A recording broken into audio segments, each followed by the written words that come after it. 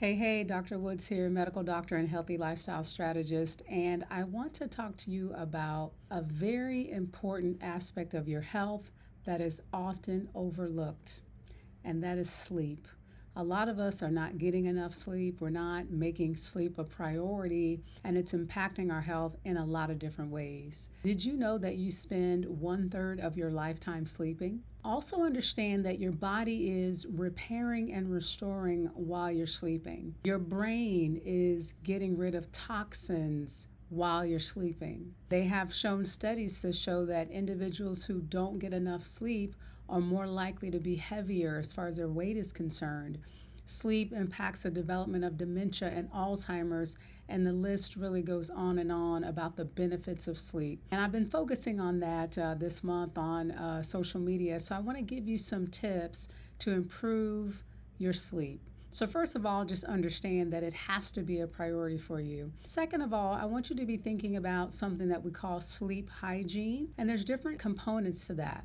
So one is that you want to avoid stimulants that you may be encountering near the evening. So alcohol is a big one.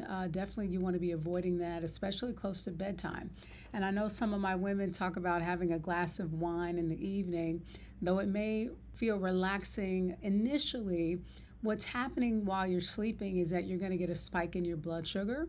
As a response, your insulin is going to spike to bring the blood sugar down. Oftentimes, your body will overcompensate, and then you have a low blood sugar.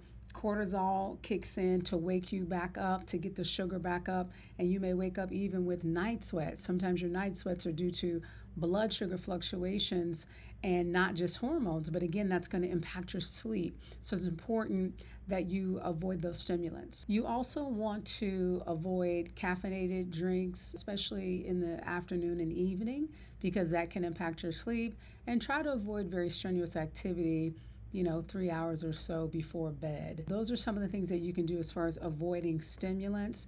And then when it comes to preparing your environment for sleep, you want to turn the lights down as you prepare. I use a red light in my home. The problem with the white, bright lights that we encounter from our phone screens or the blue light is that when our brain perceives that light, it's telling us that it's still time to be awake. So we need to perceive lower light so that we can start to calm and get ready for bed. On the flip side, getting outside during the day and getting sunlight actually will help you sleep as well, because it's helping to get your circadian rhythm in the right setting as it should, so that you can be awake and energetic during the day and more ready for calm and for bed at night. Other things that you can do to enhance your sleep is to set a plan for sleeping, meaning try to go to bed about the same time every night. Try to wake up about the same time so that your body can get into its own clock.